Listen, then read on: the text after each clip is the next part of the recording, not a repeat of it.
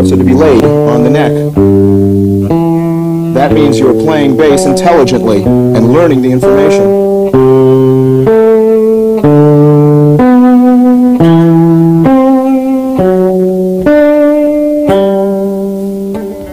Okay, and you can go down the same way. You go down in sixths.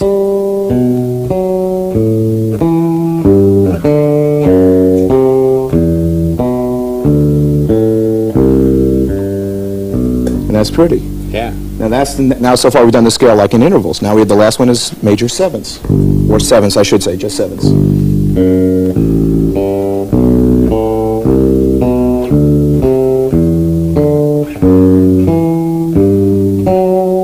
Okay, and it can keep going up. You can go up to the top of your neck.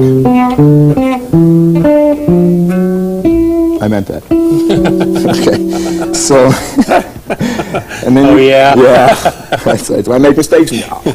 So, and then you proceed down, the same thing. Then you go down in sevenths. Now you can start on so.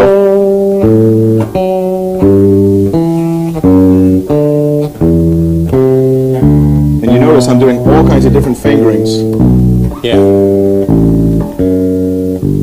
Okay. Well, see, I like that because that's you're learning your fretboard, and you use a two-finger technique on the right hand, don't you? I emphasize two fingers because it's natural for me to. Yeah. Like Billy Sheehan, David Lee Roth, bass player, will use three. Jack Bruce, the bassist for Cream, who's my mentor, that's the guy I followed, uses mostly one. Yeah. I happen to be happy with two, and I find that I would rather not practice music with fingerings laid out on it. And the reason I don't want to is because I don't wish to have someone emphasize to me what they decided fingerings are comfortable for me. Right. I would much rather see the notes and say, these are the notes on the page. How am I going to play these notes to make the most sense to me so that I'm the one that has the liquid approach up and down the neck, where I can play my scales and my lines and the solos that come to me that I've created almost from my desire to find my own fingerings. But in many ways, for us novices, it's sometimes helpful to have somebody else do that, just to give us a signposts of where to go to. See, eventually, when you know the instrument as well as you do, yeah, then you want that freedom to do that. But for some of us, we like like having a suggestion that, well, you could use this finger here. It would be helpful. It would be helpful to do things like that if you had these exercises that are all laid out. Right. Here's the information. I've written this etude. This is the best way to finger it. Right. They do it in classical music. I was a violinist, and I noticed that there. But for the sake of the scales, I mean, there are 4, 5, 6 different approaches. And to take the time to tell, the folks 4 or 5 different ways to play a scale in intervals is a lot of time-consuming work. And the truth is most people, if they take the time and know the notes, and I mean go as slow as 1, 2, I mean as slow, and figuring out what's the best fingering for them as they become familiar with these notes. I mean, it's a promise. I'll take you to dinner if I'm wrong, but this is how you'll eventually see that you will get a liquid approach to the instrument, because it's all exercises. Right. Okay. So now you've basically laid the foundation for us for what what eventually now you're going to play for us for real now, right? Okay. I mean, that's what we're all here for, right? We're here to see Jeff and hear him play for real. I was recently reminded by somebody about a piece of videotape of a concert that I did with Jaco Pastorius back in 1985, and found out it was over at the Musicians Institute archives. They have a bunch of videos there, and got permission to show it from the Jaco's estate, from his brothers, and from Pat Hicks at Musicians Institute. And I thought you might be interested to see some of this, just because of the uniqueness of a moment where I happened to have the good fortune of playing with the late Jaco. I'd like to remind you that the quality of the tape might be a little suspect, but if you can go past that, you might find some interesting duo bass happening there. So, without further ado, here is the duo between Jaco and myself.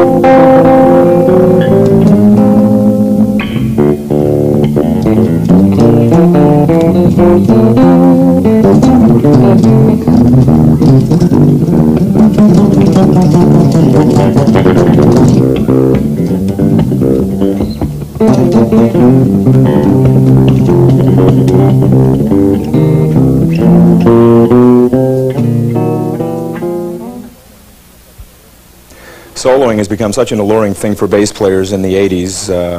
I know that it's a very exciting thing to be able to whip up and down the neck in a melodic fashion. So I have an exercise I think that'll be real helpful to you. Part of the problem with a lot of bass players these days is that when they solo, they're very root-oriented players. Obviously, it's the nature of our instrument. We play the root. When they go into the solo mode, it's hard to switch out of that root concept. So as an example, if I played a B-flat blues, and as a soloist, I might get a melody going in the first B-flat bar. Going into the next several bars, I'll always hit the root as so. It goes like B-flat, root, root, root, root, root, et cetera, et cetera. You can see that I made the point in such a way, but I've witnessed this a lot from bass players who want to extend their melodies and not be so root-oriented. So here's what I think might help out in this regard. If we keep to our B-flat blues, in your booklet you'll see this B-flat blues written out. Most of these changes are dominant. I'd like to regard, let's call most of these changes Lydian flat sevens, which means is that the 11th note or the 4th note is raised up a half step. So the scale would be B flat, C, D, E, F, G, A flat, and B flat. And that same principle will apply as a Lydian flat 7 in all the dominants of the scale. So if I happen to play a scale, if I happen to play the scales as a solo medium in the blues, I'll start out by playing B flat, 8 notes in the bar, and end up on the B flat, which is the 8th note. The next change, as you can refer to your book, is E flat 7. So instead of going to the root, let's keep going up the neck to the next available note in E flat 7, which happens to be from the B flat, happens to be the C. And then you'll play 8 notes from the C, but using only the notes in the Lydian flat 7 scale. So you'll have C, D flat, E flat, F, G, A, which is the Lydian, B flat, and C. The next chord change is B flat 7, and we'll keep our principle going by ascending even higher because these notes are available. We have B flat 7. The last note we played is C, so we go up to the D. If you can see, E, which is the Lydian, down, 5, 6, 7, 8. Now we have E7. We proceed downward again in a half-step motion to E. 2, 3, 4, 5, 6, 7, 8. And then we proceed down again.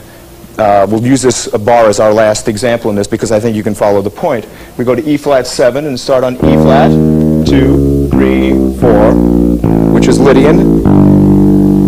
And now we're down to the F. We have to go back again because we have no more space to go down. So what we've done in this instance is start on the root of the chord, and through every change made a proper step into the scale of the moment without going to the root of the chord.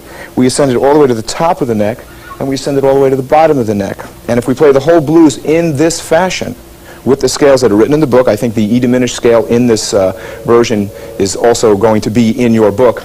I'd like to play this blues along with Ron Reinhardt and demonstrate for you how it would sound to play the scales straight up the neck, straight down the neck, without always going to the root of the chord. So we'll play this for you right now.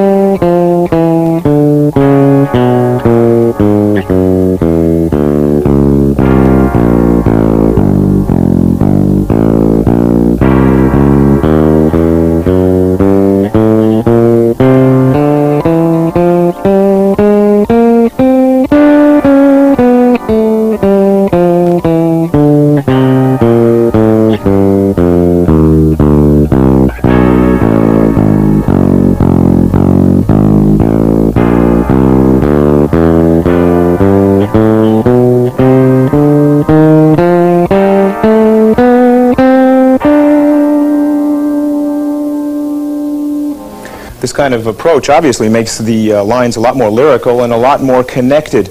I think an uninterrupted lyrical approach up and down the neck in a very straight-ahead scale fashion is very desirable.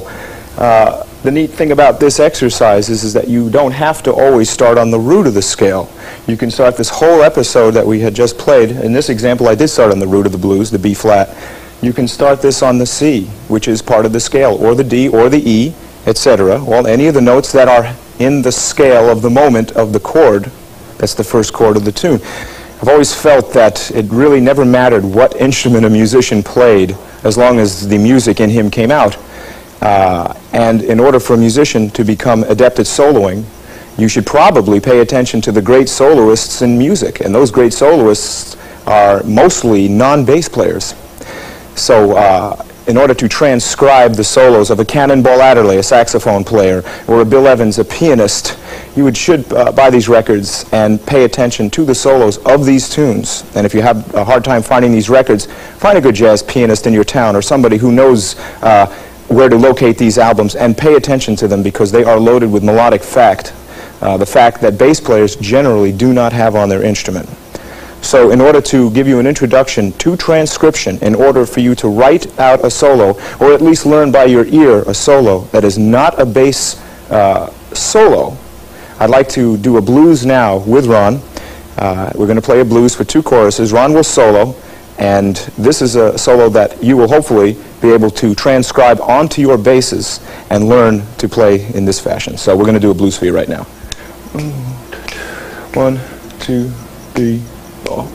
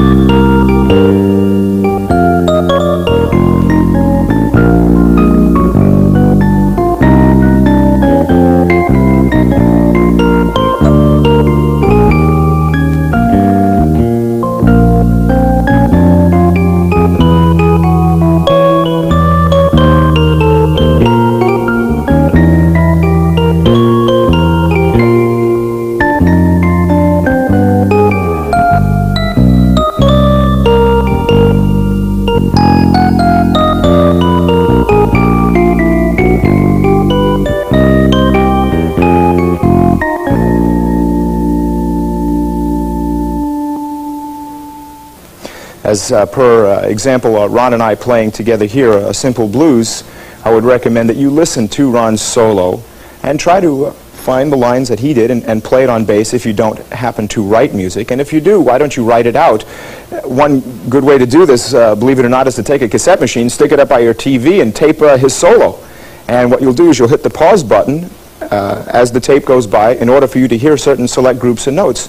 That's how I'd done a lot of my transcription with the tapes of the horn players and the pianists that I transcribed. By doing so, you can hear little bits of the music at a time, and you write it out, and then you play it. And this way, you become open to